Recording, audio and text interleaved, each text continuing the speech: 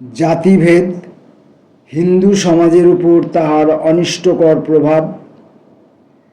একদিকে শিক্ষিত ও মার্জিত রুচি সম্প্রদায়, অন্যদিকে কৃষক, শিল্পী, ব্যবসায়ীদের মধ্যে সামাজিক প্রভেদ ও অন্তরায়, পারিবারিক কলহের কারণ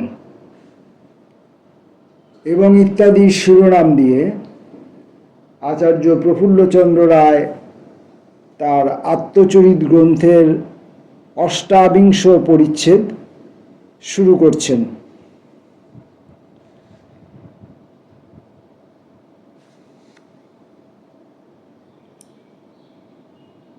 বংশানুক্রমের প্রভাব সম্বন্ধে অনেক কথাই বলা হইয়াছে, মানিয়া লওয়াও হইয়াছে। জাতিভেদ পীড়িত ভারতেও এমন কতগুলি প্রমাণ পাওয়া যায়, যাহাতে মনে হয় যে কতকগুলি বিশিষ্ট গুণ বংশানুক্রমিক।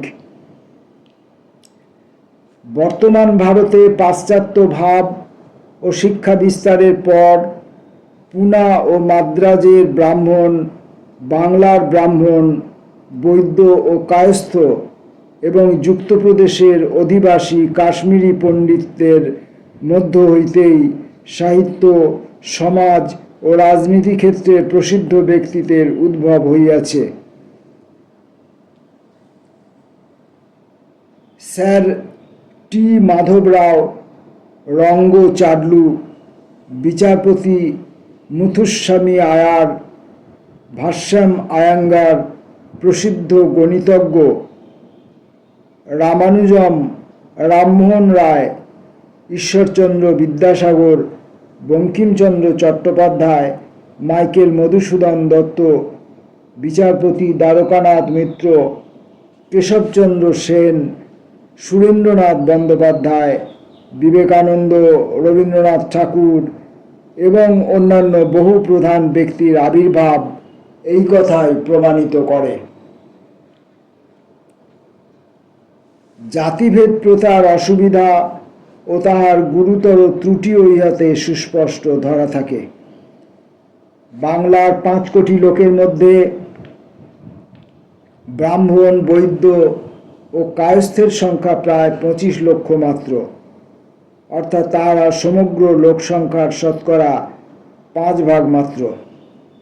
অপরপক্ষে ইংল্যান্ডে সাধারণ শ্রেণীর মধ্য হইতে উদ্ভূত একজন চার্চিল ব্লেনহিমের যুদ্ধে কৃতিত্ব প্রদর্শন করিয়া ডিউক পদবীতে উন্নীত হন। একজন পিট আর্ল অফ চ্যাথাম হইতে পারেন। সাহিত্য জগতে একজন কসাইয়ের পুত্র রবিনসন ক্রুসোর প্রসিদ্ধ গ্রন্থকার হন। জেলের একজন হীন ব্যবসায়ী পিলগ্রিমস প্রোগ্রেস বই লিখিতে পারেন। ফ্রান্সেও এইরূপ দৃষ্টান্ত দেখা যায়। নরম্যান্ডির ডিউক উইলিয়ামের মাতা একজন চর্মকারের দুহিতা ছিলেন। প্রসিদ্ধ বৈজ্ঞানিক পাস্তুরের পিতা একজন চর্মশিল্পী ছিলেন। নেপোলিয়ান সত্যই গর্ব করিতেন প্রত্যেক প্রাইভেট সৈনিক তার ঝোলার মধ্যে ফিল্ড মার্শাল বা প্রধান সেনাপতির চিহ্ন বহন করেন। প্রসিদ্ধ মিশনারি উইলিয়াম কেরি মুচি ছিলেন এবং বর্তমান রাশিয়ার অন্যতম প্রবর্তক জোসেফ স্ট্যালিন জীবিকা নির্বাহের জন্য জুতা সেলাই করিতেন। পাশ্চাত্য দেশের কৃষক, তন্তুবায়, নাপিত, জুতা নির্মাতা, মুচি প্রভৃতি এবং আমাদের দেশের ওই শ্রেণীর লোকের মধ্যে বিস্তর প্রভেদ। অষ্টাদশ শতাব্দীর শেষ ভাগে এবং 19বিংশ শতাব্দীর মধ্যকাল পর্যন্ত রাষ্ট্রের পক্ষ হইতে জনসাধারণের মধ্যে প্রাথমিক ও মাধ্যমিক শিক্ষার জন্য বিশেষ কোনো ব্যবস্থা ছিল না। কিন্তু ওই সময়েও ইউরোপে সাধারণ লোকের মধ্যেই বিশিষ্ট ব্যক্তিরা জন্মগ্রহণ করিয়াছেন। হারগ্রিভস এবং Arkwright, Telford, Robert Burns, Hugh Miller এবং অন্য অনেকে কঠিন পরিশ্রম করিয়া জীবিকা অর্জন করিতেন, কিন্তু নিজের শক্তি বলে তাহারা স্ব স্ব কর্মক্ষেত্রে প্রসিদ্ধি লাভ করিয়াছিলেন। আমাদের তাঁতিদের অজ্ঞতা ও নির্বুদ্ধিতা প্রবাদ বাক্যে পরিণত হইয়াছে।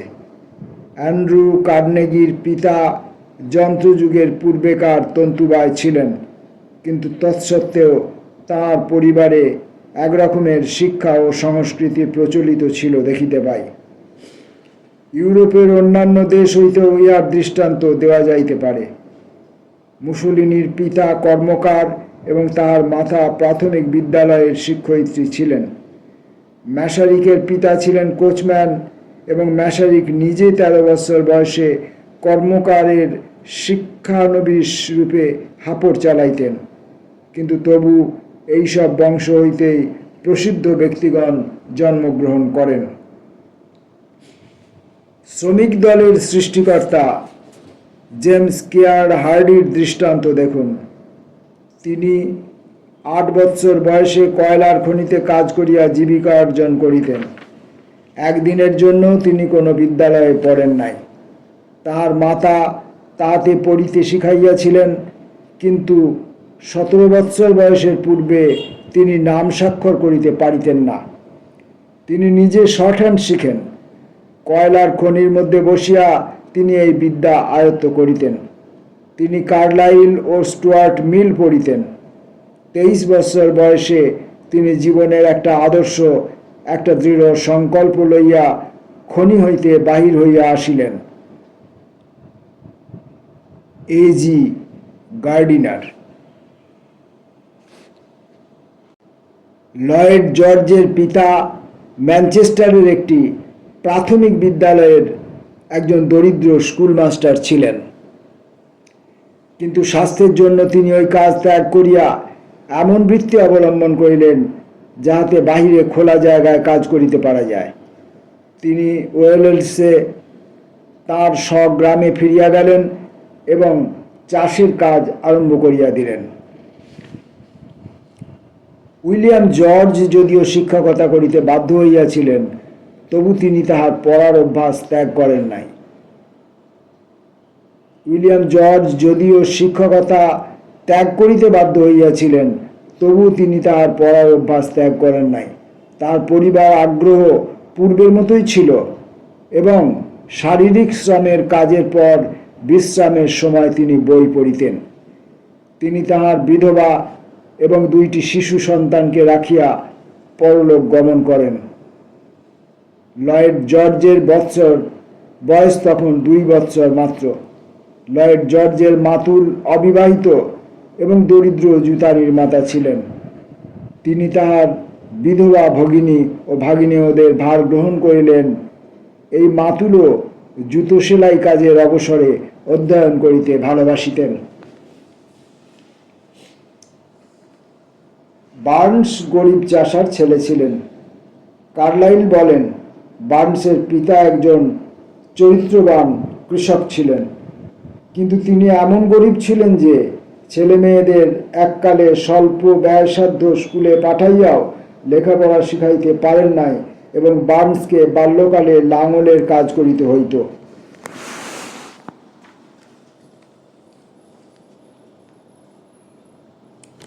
বিভিন্ন কৃষকের ফার্মে কাজ করিয়া বার্নস সেই দারিদ্র্যের মধ্যেই বাস করিতে লাগিলেন। 13 বৎসর বয়সে তিনি স্বহস্তে শস্য মাড়াইতেন। 15 বৎসর বয়সে তিনি প্রধান মজুরের কাজ করিতেন। স্কুলে গিয়া তিনি তাহার স্বল্প অবসরের মধ্যে প্রবল আগ্রহের সঙ্গে পড়িতে লাগিলেন।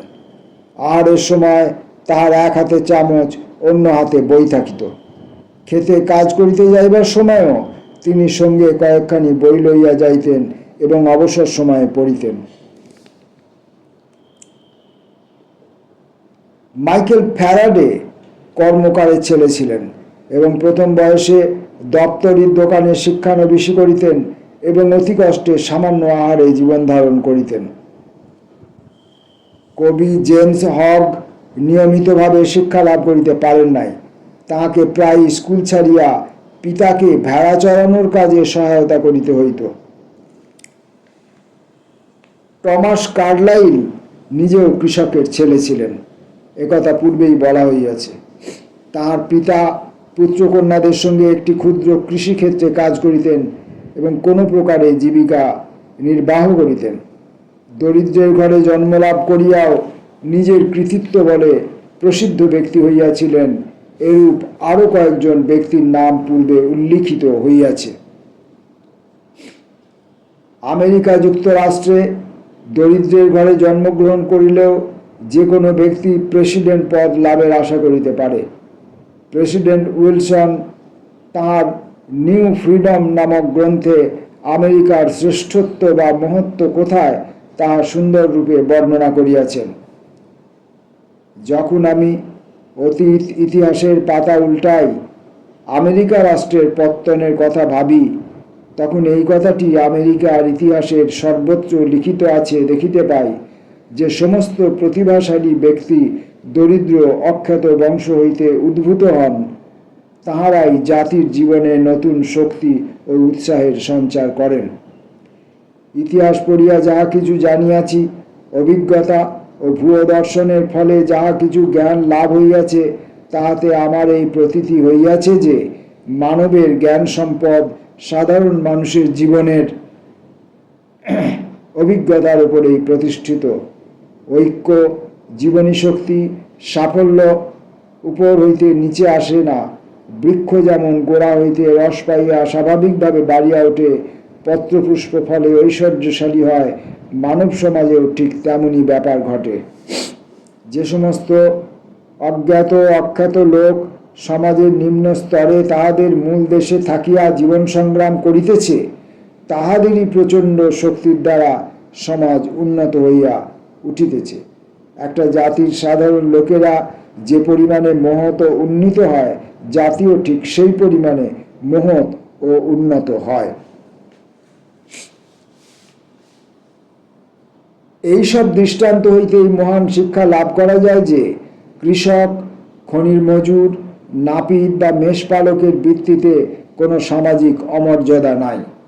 ওইসব দেশে পরিশ্রম করিয়া সাধুভাবে জীবিকার্জন সম্মানজনক বিবেচিত হয়, কিন্তু আমাদের দেশে শ্রমের কোনো মর্যাদা নাই, আজও নেই। আজও তুলনামূলকভাবে যারা শ্রমিক, যারা কাজ করে, যারা দৈহিক পরিশ্রম করে, যারা প্রকৃতভাবে কাজ করে সমাজটাকে ধারণ করে রেখেছে, অর্থনীতিকে ধারণ করে রেখেছে, তাদেরকে সম্মান দেওয়া হয় না। তাদের উপর যারা ছড়ি ঘোরায় তাদেরকে অধিকতর সম্মান দেওয়া হয়, শুধুমাত্র ওই ডিগ্রির জন্য।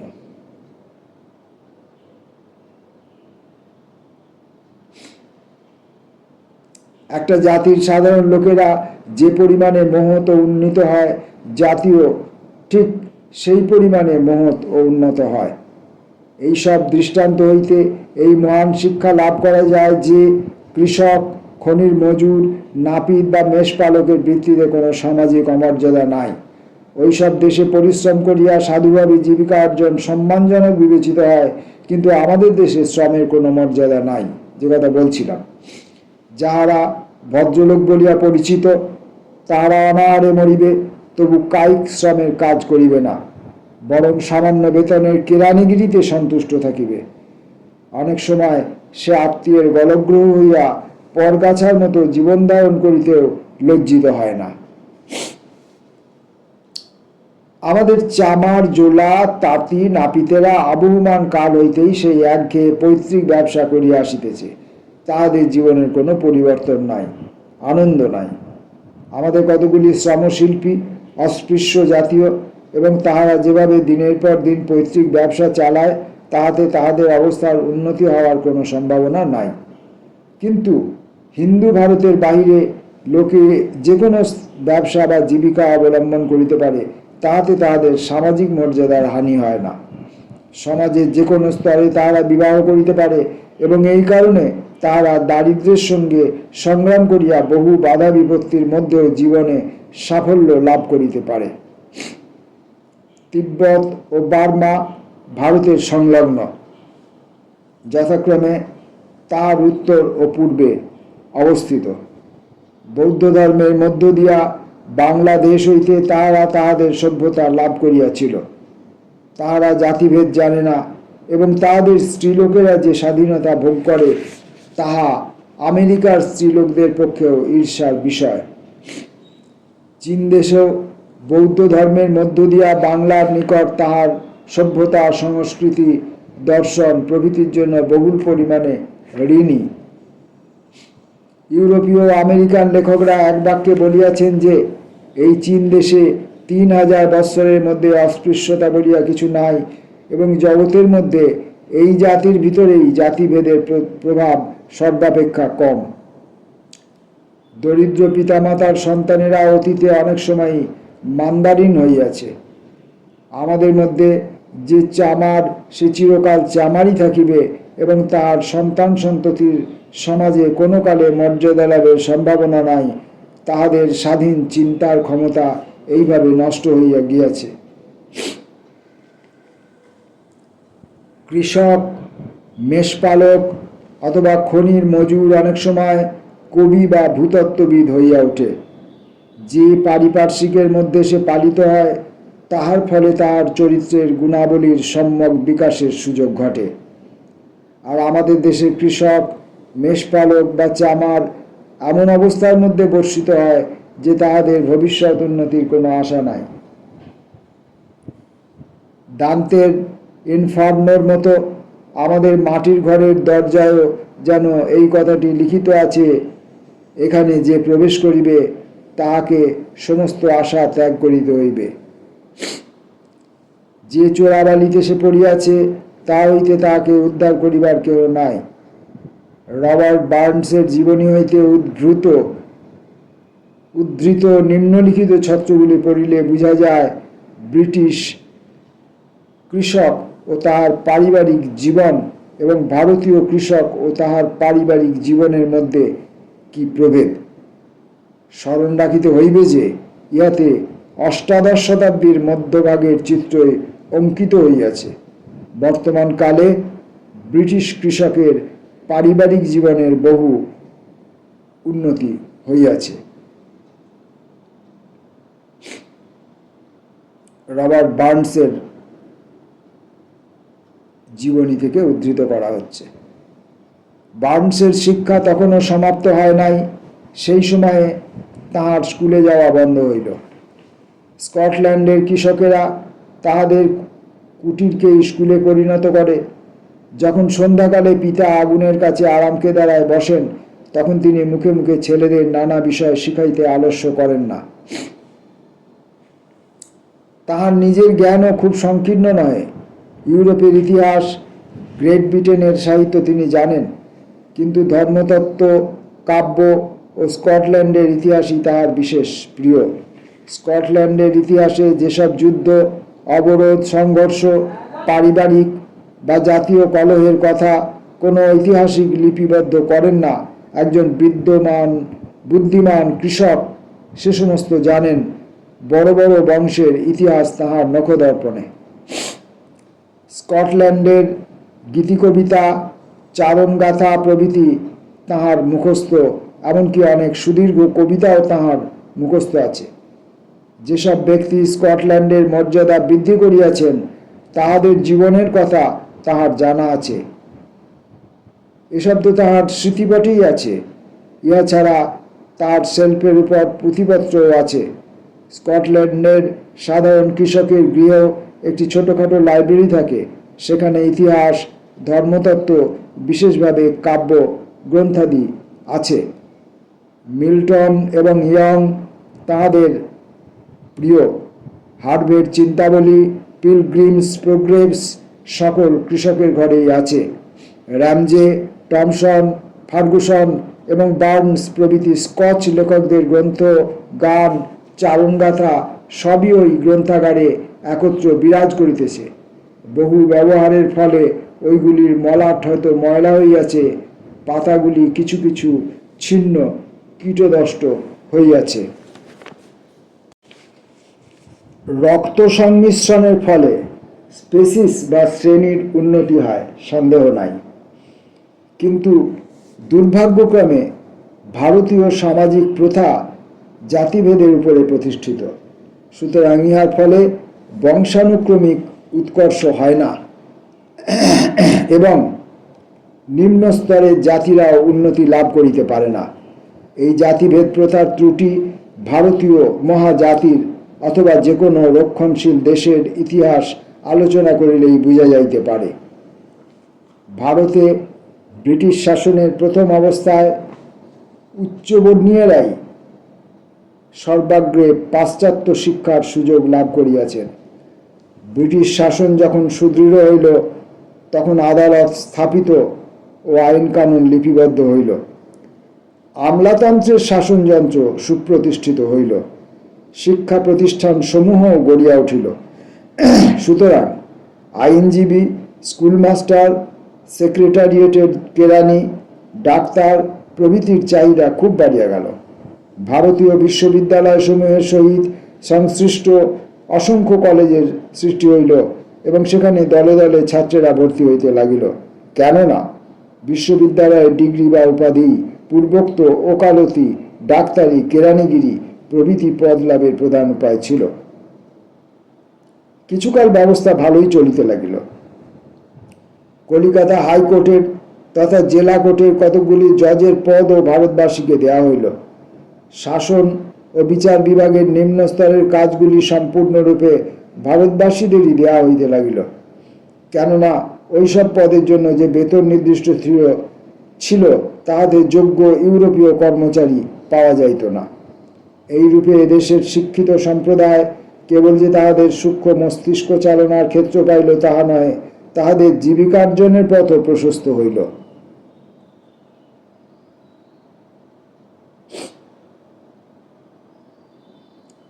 কিন্তু অন্য দিক দিয়া এই অস্বাভাবিক ও কৃত্রিম ব্যবস্থা সমাজদেহকে বিষাক্ত করিয়া তুলিতে লাগিল। শোনা যায় বিশেষজ্ঞ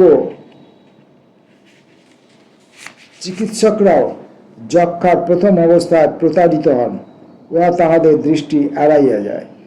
শিক্ষিত সম্প্রদায়ের শিক্ষার প্রতি মোহের ফলে এখন ভীষণ প্রতিক্রিয়া আরম্ভ হইল। যাহারা সভয়ে দেখিল যে তাহাদের সংকীর্ণ কার্যক্ষেত্রে ভীষণ ভিড় জমিয়া গিয়াছে, ব্যবসা বাণিজ্য ইতিমধ্যেই অন্য লোকের হাতে চলিয়া গিয়াছে এবং ইহার অপরিহার্য পরিণাম বেকার সমস্যা ক্রমেই ভয়াবহ আকার ধারণ করিতেছে।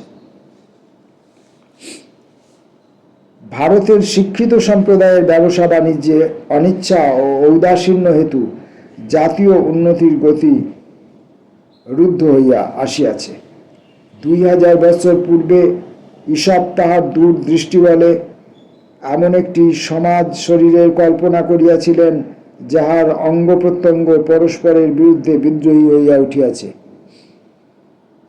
হিন্দু সমাজের অভ্যন্তরে আমরা সেই অসহযোগের দৃষ্টান্ত দেখিতেছি।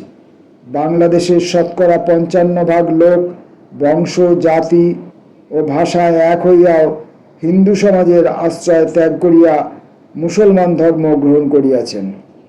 হিন্দু সমাজের ব্যবসায়ী, জাতি, গন্ধবণিক, সুবর্ণবণিক, সাহা, তিলি প্রভৃতিও হিন্দু ধর্ম ত্যাগ করিত যদি শ্রী চৈতন্যের অভ্যুদয় না হইত। শ্রী চৈতন্য সাম্য ও বিশ্বভ্রাতৃত্বের বার্তা প্রচার করিয়াছিলেন এবং জাতিভেদ উঠাইয়া দিবার জন্য চেষ্টার ত্রুটি করেন নাই। এইসব জাতি হিন্দু সমাজের অভ্যন্তরেই রহিল এবং বৈষ্ণব ধর্ম গ্রহণ করিল, যদিও সমাজের নিম্ন স্তরে ইহাদের স্থান হইল। এখন হিন্দু সমাজের প্রতি দৃষ্টিপাত করিলে একটা অদ্ভুত দৃশ্য দেখা যায়। মুষ্টিমেয় লোক ইহার মস্তিষ্ক, কিন্তু বিশাল জনসমষ্টি যাহারা এই সমাজের দেহ ও অঙ্গ প্রত্যঙ্গ, তাহারা ওই মস্তিষ্ক হইতে পৃথক, এমনকি বিচ্ছিন্ন হইয়া পড়িয়াছে। এই যেন পুরাণ বর্ণিত কবন্ধ বিশেষ। এই ঘোর নির্বুদ্ধিতার জন্য বাংলা বিশেষ করিয়া ভীষণ ক্ষতি সহ্য করিয়াছে। বাংলার চিন্তাশীল শিক্ষিত সম্প্রদায়, যাহাদের মধ্যে দেশ হিতৈষণা, রাজনৈতিক বোধ প্রভৃতি জাগ্রত হইয়াছে, তাহারা ধনী ও ঐশ্বর্যশালী ব্যবসায়ী সম্প্রদায় হইতে বিচ্ছিন্ন হইয়া পড়িয়াছে। যখন কোনো জাতীয় কার্যে অর্থের জন্য আবেদন করা হয়, কেউই তাহাতে সাড়া দেয় না। অসংখ্য অস্পৃশ্য জাতি, নমশূদ্র পোদ প্রভৃতি কথা দূরে থাকুক, সাহা, তিলি, বণিকরা পর্যন্ত যেন সমাজদেহের অকর্মণ্য অঙ্গ হইয়া পড়িয়াছে এবং বিদ্যুৎ প্রবাহ চালাইলেও তাহাদের মধ্যে জীবনী শক্তির সঞ্চার করা যায় না। আমি প্রকাশ্য বক্তৃতায় বহুবার হিন্দু সমাজের এই অচলায়তনের কথা বলিয়াছি। সংবাদপত্রে কোনো কোনো পত্রলেখক আমার দৃষ্টি আকর্ষণ করিয়া বলিয়াছেন, তিলি, সাহা, সুবর্ণমণিক, সৎ চাষী, এমনকি নমঃশূদ্রদের মধ্যে নব্য বাংলার কোনো কোনো কৃতি সন্তান জন্মগ্রহণ করিয়াছেন। কিন্তু তাহারা ভুলিয়া যান যে প্রকারান্তরে তাহারা আমার কথাই সমর্থন করিতেছেন। বাংলায় কয়েকটি তিলি বংশ আছে, যাহারা কয়েক শতাব্দী ধরিয়া জমিদার ও ব্যবসায়ী। তাহাদের মধ্যে শিক্ষা ও সংস্কৃতি বরাবরই আছে। দীঘা, পাতিয়া, কাশিমবাজার, ভাগ্যকুল, রানাঘাট প্রভৃতি স্থানে তিলি বংশ হইতে বহু বিশিষ্ট ব্যক্তির উদ্ভব হইয়াছে। তাহারা সর্বাংশেই উচ্চবর্ণীয়দের সমতুল্য। কৃষ্ণদাস পাল দরিদ্র তিলির গৃহে জন্মগ্রহণ করিলেও সমাজে শীর্ষস্থান অধিকার করিয়াছিলেন। সাহাগণ অনুরূপ গৌরবের দাবি করিতে পারে। Jagannath college, Murarichand college, Rajendra college সাহাদের বদান্যতার ফলেই প্রতিষ্ঠিত হইয়াছে। জগন্নাথ কলেজ ছিল ঢাকাতে, মুরারি কলেজ ছিল শ্রীহট্টে এবং রাজেন্দ্র কলেজ ছিল ফরিদপুরে। কলিকাতার কয়েকটি সুবর্ণ বণিক পরিবার ইস্ট ইন্ডিয়া কোম্পানির বেনিয়ান রূপে ঐশ্বর্য সঞ্চয় করিয়াছিলেন। তাহাদের মধ্যে হইতেও উচ্চশিক্ষিত ব্যক্তিদের উদ্ভব হইয়াছে। কিন্তু বাংলাদেশের আদমশুমারির বিবরণ পড়িলে আমার কথার যথার্থ প্রমাণিত হইবে। পূর্বে যেসব দৃষ্টান্ত উল্লিখিত হইল সেগুলি ব্যতিক্রম মাত্র। জাতিভেদ প্রথার ঘোর অনিষ্টকারিতা হিন্দু ভারতের সর্বত্রই জাজ্বল্যমান। বর্তমান বাংলা এবং 1400, 1500, 1600 এবং 1700 শতাব্দীর ইউরোপীয় সাধারণতন্ত্রসমূহ তথা চীনের মধ্যে পার্থক্য এখন বুঝিতে পারা যাইবে। এ বিষয়ে আমরা বহু শতাব্দী পশ্চাতে পড়িয়া আছি। আমাদের সমাজদেহ জীর্ণ ও দূষিত এবং উহার অভ্যন্তরে ক্ষয়রোগ প্রবেশ করিয়াছে। জাপান প্রবল চেষ্টায় জড়তা ত্যাগ করিয়া জাগ্রত হইয়া উঠিয়াছে। তাহাদের উচ্চ শ্রেণী ও নিম্ন শ্রেণীর মধ্যে প্রভেদ চিরদিনের জন্য বিলুপ্ত হইয়াছে। আমরা যখন প্রমাণ করিতে যাই যে এশিয়ার দেশসমূহ রাজনৈতিক উন্নতির শিখরে আরোহণ করিতে পারে, তখন আমরা জাপানের দৃষ্টান্ত দিই। কিন্তু জাপান তার সমাজ সংস্কারের জন্য কি করিয়াছে তা সুবিধা মতো আমরা ভুলিয়া যাই। 1870 খ্রিস্টাব্দ পর্যন্ত জাপানের সামুরাইয়েরা আমাদের দেশের ব্রাহ্মণদের মতোই সমস্ত সুযোগ সুবিধা একচেটিয়া করিয়া রাখিয়াছিল। এটা ও হিনিনেরা জাপানের অস্পৃশ্য জাতি। হিনিন এত অপবিত্র নোংরা বলিয়া গণ্য হইত যে তাহাদিগকে সাধারণ গ্রামে বাস করিতে দেওয়া হইত না। তাহাদের ফলে পল্লীর বাহিরে স্বতন্ত্র বাসস্থান নির্দিষ্ট করা হইত। ভারতের দক্ষিণ প্রদেশে এইরূপ ব্যবস্থা এখনো আছে। কিন্তু 1871 সালের 12ই অক্টোবর চিরস্মরণীয় দিন।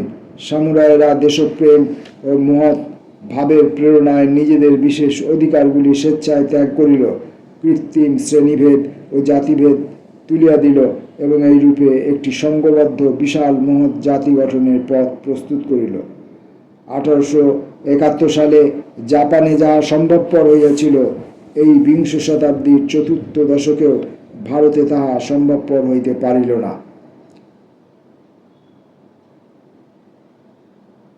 31 ভারতীয় জাতির সমাজ সংস্কার সম্মেলনে মোদীয় সভাপতির অভিভাষণ দ্রষ্টব্য 30 ডিসেম্বর 1917।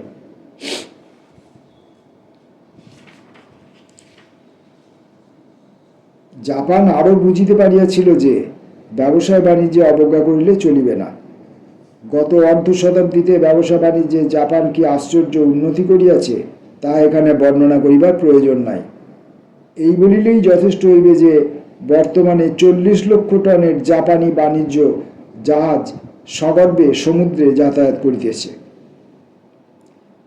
জাপানের কারখানায় ও তাঁতে উৎপন্ন পণ্য ভারতের বাজার ছাইয়া ফেলিয়াছে এবং বোম্বাইয়ের কাপড়ের কলগুলি জাপানি প্রতিযোগিতা সহ্য করিতে না পারিয়া লুপ্ত হইতে বসিয়াছে। অথচ জাপান এই ভারত হইতেই প্রতি বৎসর 29 কোটি টাকার কাঁচা তুলা ক্রয় করে। ভারতকে তাহার নির্বুদ্ধিতার জন্য ক্ষতি সহ্য করিতে হইতেছে। জাতিভেদ বুদ্ধি ও প্রতিভাকে কেবল মুষ্টিমেয় লোকের মধ্যে আবদ্ধ রাখে নাই, ইহা অন্তর্বিবাদ ও কলহের একটা প্রধান কারণ। সংক্ষেপে ভারতীয় মহাজাতি গঠনের পক্ষে ইহা প্রধান অন্তরায় রূপ হইয়াছে। সহস্র প্রকারে ইহা সমাজের অনিষ্ট করিতেছে। জাপানেও তাহার নবজাগরণের পূর্বে ব্যবসা বাণিজ্য শিল্প প্রাচীন প্রথায় সমাজের নিম্ন স্তরের লোকেদের মধ্যে সীমাবদ্ধ ছিল। যাহারা ব্যবসা বাণিজ্য করিয়া অর্থোপার্জন করিত, সামুরাইয়েরা তাহাদের সঙ্গে সমানভাবে মেলামেশা করিতে ঘৃণাবোধ করিত। কিন্তু জাপান যেন জাদুমন্ত্র বলে তার সামাজিক বৈষম্য বিলুপ্ত করিয়া দিয়াছে। তাহার অভিজাত শ্রেণীর নানাভাবেও সম্পূর্ণ পরিবর্তন হইয়াছে, আর ভারত সেই পূর্বাবস্থাতেই অচল হইয়া আছে। ইহা যে তাহাকে ধ্বংসের পথে লইয়া যাইতেছে, তাহা ভাবিয়া দেখিবার সময় তাহার নাই। আজও সে সময় নেই। মধ্যবর্তীকালে হয়তো এই জাতিভেদ প্রথা, উচ্চ জাতি নিম্ন জাতির এই পার্থক্য, উচ্চ জাতির অভিমান এবং তথাকথিত নিম্ন জাতির প্রত্যন্তবর্তিতা খানিকটা হয়তো কমেছিল। ইউরোপীয় শিক্ষা এবং বিবিধ খ্যাতনামা দার্শনিকদের শিক্ষার প্রচারে শিক্ষিত হয়ে, বিশেষত বাঙালিরা, কিন্তু কালক্রমে দেখা যাচ্ছে যে বর্তমানে আমরা আবার পিছনের দিকে হাঁটছি এবং জাতিভেদ প্রথা যেটা আগে ছিল সামাজিক রূপে, এখন সেই জাতিভেদ প্রথাকে রাজনৈতিক অস্ত্র হিসাবে ব্যবহার করা হচ্ছে। এটা আরেকটি দুর্ভাগ্যের অধ্যায় রূপে ইতিহাসে লিখিত হবে বলে আমার ধারণা হচ্ছে। আজ এই পর্যন্ত।